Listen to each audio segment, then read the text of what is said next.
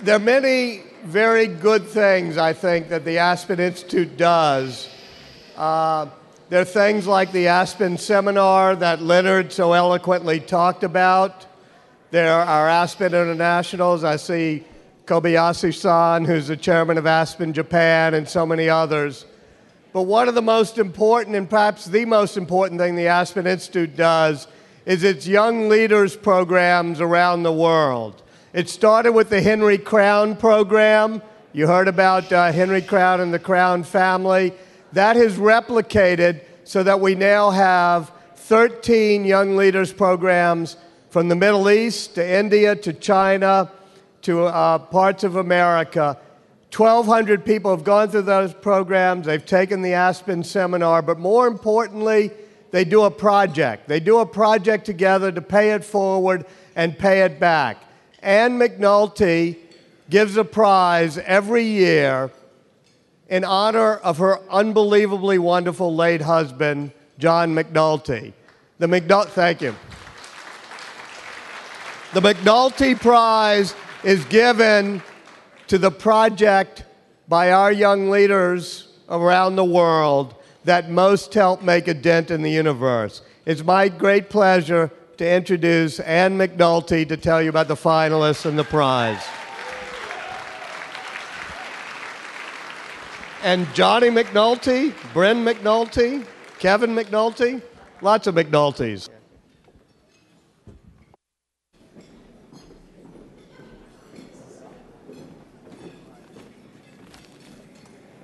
Thank you, Walter.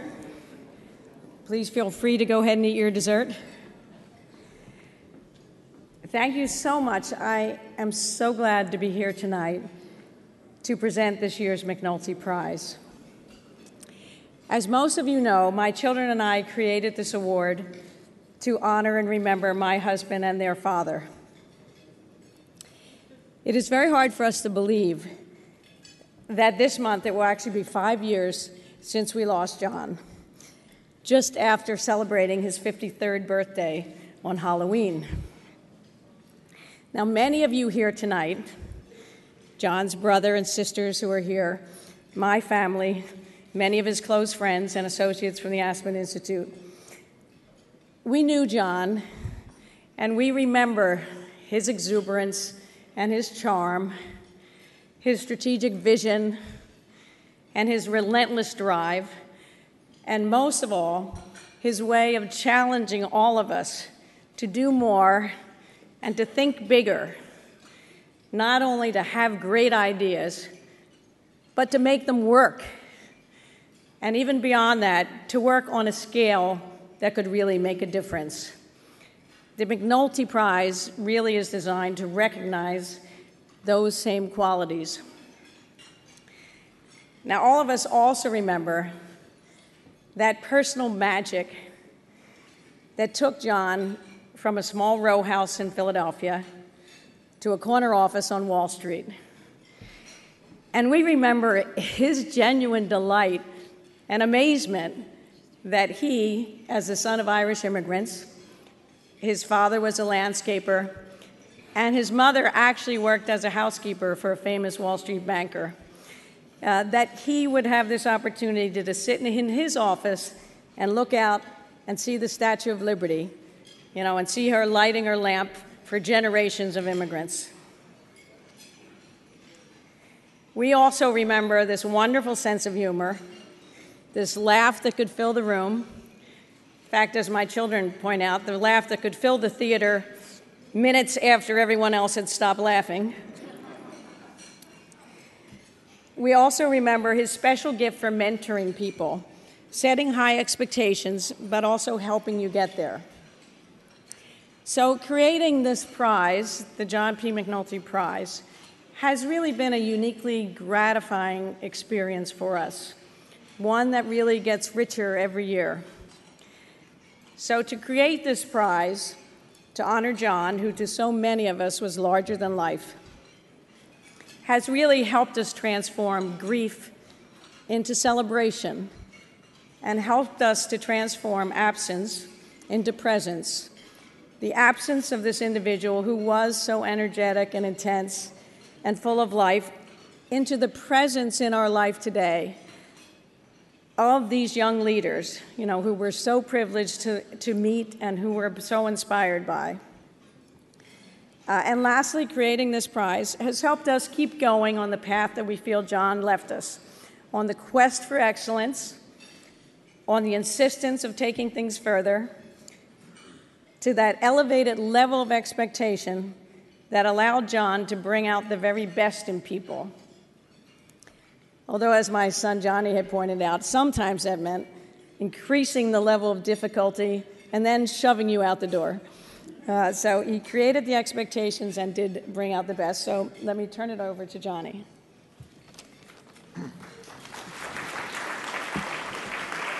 Hello, everybody. I'm Johnny McNulty. This year we had 3 amazing judges who helped select the winner, or who actually not helped select the winner, selected the winner. The first being Dr. Judith Rodin, president of the Rockefeller Foundation, and who I'm sure has been enjoying the many University of Pennsylvania shout-outs this evening, who actually knew my dad and actually grew up in that same Southwest Philadelphia neighborhood. Other judges, Olara Otuno, the distinguished international statesman from Uganda, former UN Special Representative for Children and Armed Conflict, who is now engaged in a courageous run for president of Uganda against an entrenched dictator, and so, of course, cannot join us for dinner, unfortunately. Secretary Madeleine Albright, the distinguished former Secretary of State and roving ambassador, head of an investments firm, and an infamous collector of brooches. We would like to acknowledge our inaugural winner, Jordan Castillo, and his work with Vision Spring, which created a network of vision entrepreneurs who improve the quality of life in rural communities around the world with affordable eye care.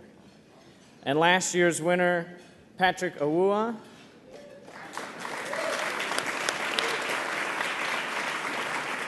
the founder of Ashesi University, Ghana's premier liberal arts university, which is creating new business and community leaders for Ghana and all of Africa. And now I will pass the torch to my sister, Bren. Good evening, I'm Bryn, and I'm so happy to be here tonight and to introduce this year's finalists. You have a card in your program which highlights the finalists if you would like to follow along. I am so pleased to say that they are all here to be with us tonight from around the world, and that our McNulty Prize lets us celebrate their daring and their courage to think big and to make a difference. The finalists are: for inspiring individuals to be involved, take action, and to give back to their communities with Glasswing International, Diego de Sola from El Salvador.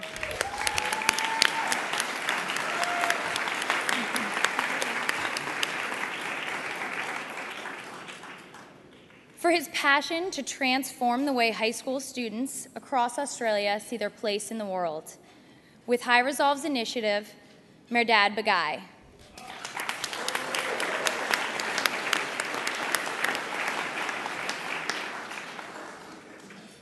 For her commitment to training young leaders to build successful businesses in low-income markets across the developing world, Jacqueline Novogratz, with Acumen Fund Fellows.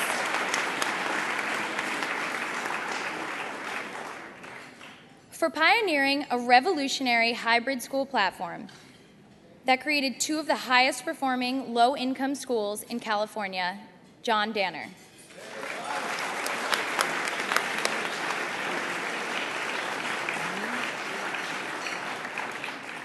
And last, for his unwavering focus on addressing the severe job talent disparity for India's youth, with Aspire Human Capital Management, Amit Bhatia.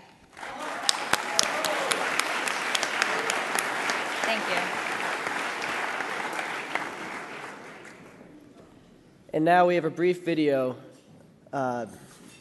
describing each of their projects and announcing the winner of this year's prize.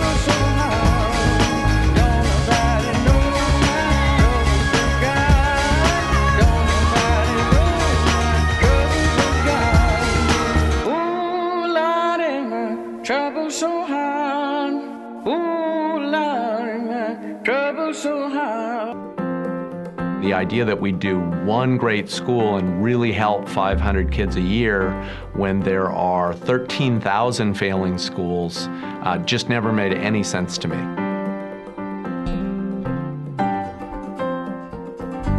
Rocketship schools are outperforming not just other low-income schools in the state of California, they're performing at the level of schools in the wealthiest school districts.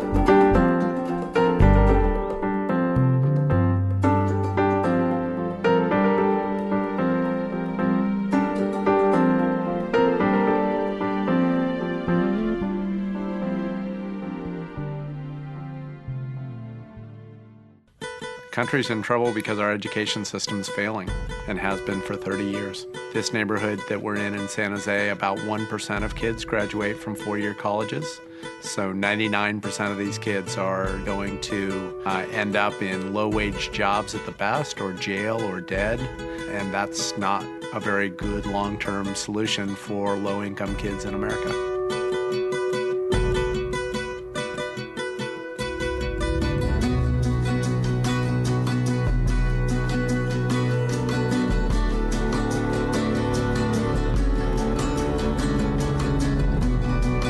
If you're born in poverty, it's hard to get out, because without a great education system, without a way to go to college, you're very likely to stay there the rest of your life.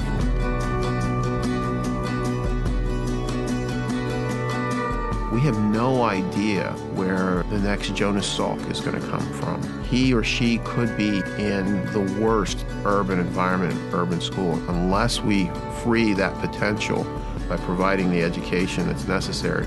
There are all kinds of diseases, there are all kinds of social ills that will never be cured if we don't tap the talent of every single child.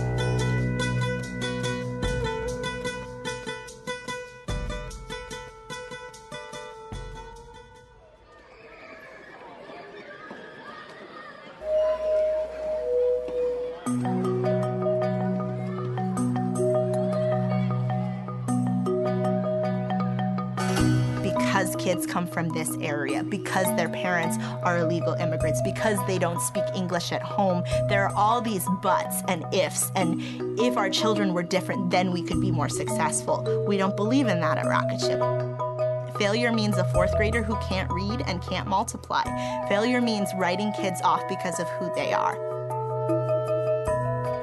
Hope is different for each person, each kid. I think hope is what you want. I want to be an archaeologist because I love digging. I want to be an artist. I want to be a lawyer.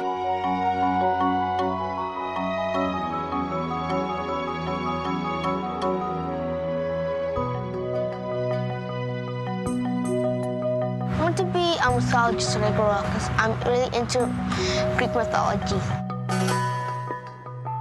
Here they have so much opportunity. They have computers every single day, which is by far their favorite part of the day. They have PE every day. They have an hour and 40 minutes of math. They have reading center. They have so much here besides myself. I made a bet with my teacher, Miss Brookholder. When I told her I was going to read all the Harry Potter books, she wouldn't believe it. Yeah. When I was a teacher at another school, I was not a very good teacher because I was never really given the opportunity to be good. And here I definitely feel kind of as a phenomenal teacher.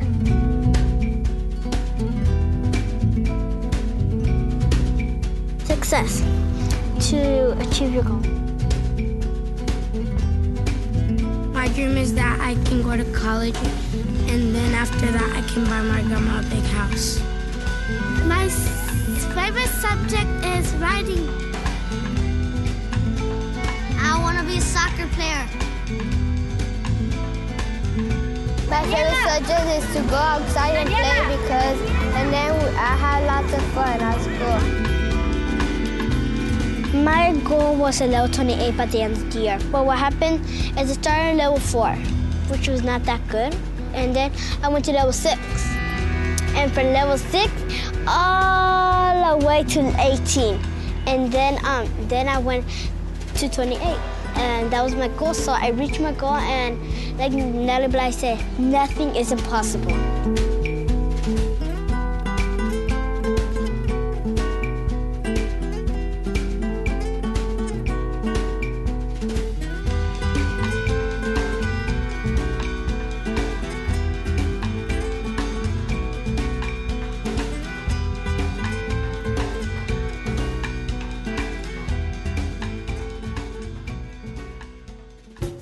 John has developed a model where he can take some of the poorest, most difficult to educate kids in America, provide them with basic skills training through the use of technology, layer on top of that higher order thinking through some of the best teachers that we can find in our communities, and together get these kids to perform.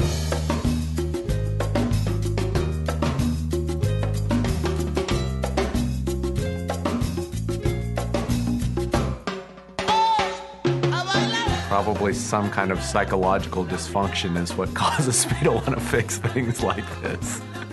But I guess it all works out. La primera de la noche se llama Merced.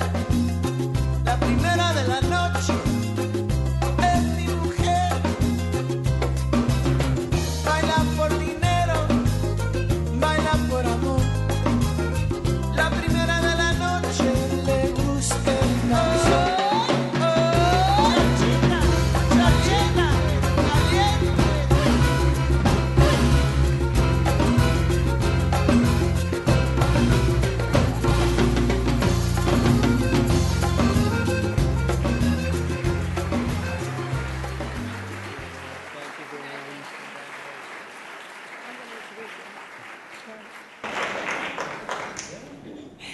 Congratulations, John.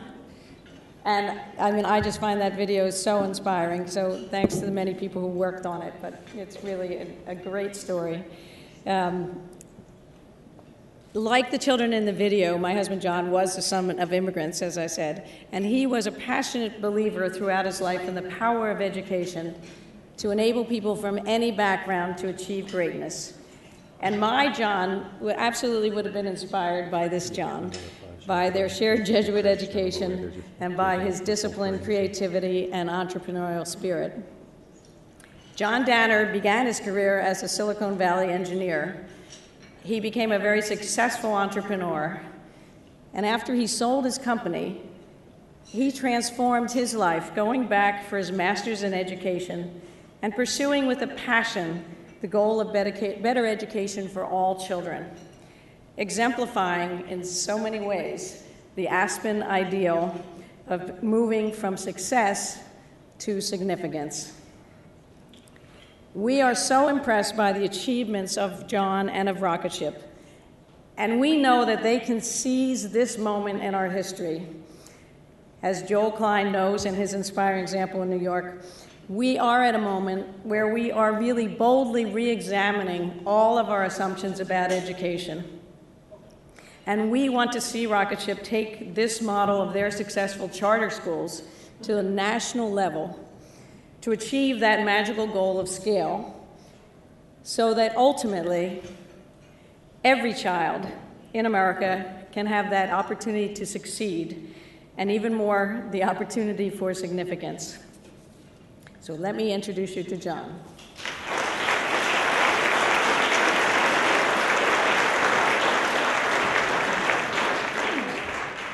So first of all, I know I stand between you and being able to go home and go to sleep, so I will make it brief.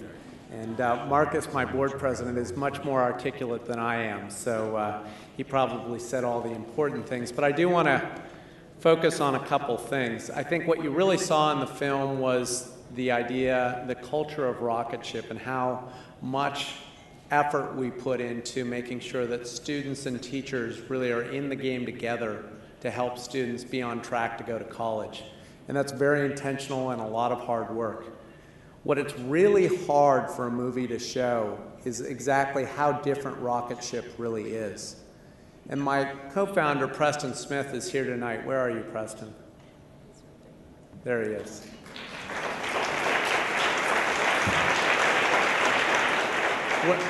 When Preston and I sat down about 5 years ago to design Rocketship, we really thought hard about those 13,000 failing schools. You know, if there were 100 failing schools, it might be pretty reasonable to start one great charter school. But if there are 13,000 failing public schools, you really got to rethink the way that we do things. And so we came up with a very different way of operating a school. We call it the hybrid school model. And I want to just talk to you for a minute about it. The idea was that our students go to school in a classroom the same number of hours that any child in a district school next door goes, 5, 6 hours a day. But on top of that, we layer something we call the learning lab. And when a student walks into the learning lab, everything from that point forward is individualized. They have an individualized learning plan with individual goals. They have tutors and technology that they use so that they're working on exactly the things that they need to catch up. Because our premise is if a student comes to Rocketship 3 or 4 years behind, if you just teach really hard in the classroom, that's a really hard way for kids to catch up. But if you focus individually on the things they need over a whole year of time, hundreds of hours a year, it's really likely they'll catch up. When we started Rocketship in 2007, one of my board members said to me, "John, this learning lab's going to be a disaster. It's going to be like Vietnam. These kids are going to be out of control, too many of them in one place. It's just not going to work." And I'm happy to say he was wrong. He could have been right, but he was wrong. Our first 2 schools, because of our amazing teachers and because of the individualization we do in our learning lab, have been 2 of the top 15 performing schools in California out of about 2,000 low-income elementary schools. So what we know is we know how to educate students with this model. But what's really exciting, what's kind of game-changing about Rocketship is how Learning Lab actually works. Learning Lab doesn't have certificated teachers. Learning Lab uses community members who are paid a relatively low hourly wage, and we provide them the training and the curriculum they need to work directly with children, and they do it in an outstanding way. Year after year, 90% or more of the students that we have who are in the bottom quartile of performance exit that and move to basic and proficient learners. And so what we found is that by using the people from our community, we can create a program that really works. But there's an economic aspect to this. Because of this, it means that we actually have many fewer teachers at Rocketship than you would at a traditional school. That learning lab block of time replaces the time that students would often be with a teacher in an extended day program like ours. So at Rocketship, we have 16 teachers instead of the 21 you would normally have at a traditional school. And those 5 teachers and the 5 classrooms we save save Rocketship $500,000 per school per year. And as a nonprofit, we reinvest that money into both the quality of our schools by hiring people like academic deans, investing in our leadership development program, but it has another important property. When we open new schools, once we're in a city, once we have our first school, every school after that, we can open without any additional philanthropy. So instead of having to go out and ask for $500,000 every time we open a school, we can open as many schools as that community needs. So for example, in San Jose, there are 30 failing schools. And the Rocketship plan over the next 7 years is to open 30 new schools in those neighborhoods to replace the failing schools.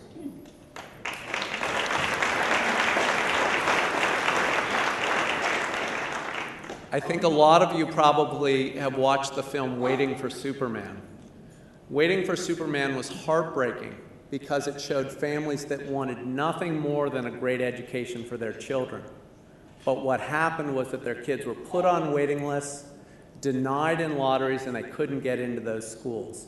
That's exactly the problem that Rocketship was built to correct. Rocketship's able to open schools at a rate that we never have waiting lists. As we build up waiting lists, we open new schools, and we just keep doing it. So every parent in a community that wants to send their child to a great school can do that. But we have a huge problem, and it's a problem that all of you can fix. It's a political problem. You can imagine how threatening a model like Rocketship is to vested interests in education. You can imagine how hard it is for Rocketship to try to come to a new city. We can't force our way into somebody's city. There are way too many people that are going to be against this kind of radical change. So what we need are champions. It's really as simple as this. When you go home, and I have to just make an exception for the New Yorkers, you actually, luckily, have the best mayor and the best chancellor. And I'm not saying it just because Chancellor Klein is here. This is the model city. If mayors and chancellors, mayors and superintendents all acted the way that the mayor and chancellor act in New York, we would have nowhere near the problem we have in this country right now. But for the rest of you, the ones going home on a plane flight to somewhere else, when you go home, call up your mayor and your superintendent. I know a huge number of the people in this room are tremendous community leaders, and say, what are we doing about the failing schools? And most likely the answer you'll get is, you know, we're working really hard, we've got these new ideas, we're trying a lot of things that you've heard before, and by and large, those things haven't worked, and they haven't worked for a long time. So what you can say is, why don't we replace these failing schools with great new schools? Why don't we take people like Rocketship and KIPP and others who've created these amazing models and gotten consistent results, and why don't we actually make that strategic? Why don't we make it part of our turnaround plan for our district to invite these other folks in to make things happen? And I can say, if you can open the door for us in your communities, Rocketship can make it happen. I'd like to end just by saying that if you believe, as we do, that no family should be denied access to a great education for their children, then I hope you'll join with us. At Rocketship, we know how to solve this problem. We have the ability to do it, and we need your help to get it done. Thank you.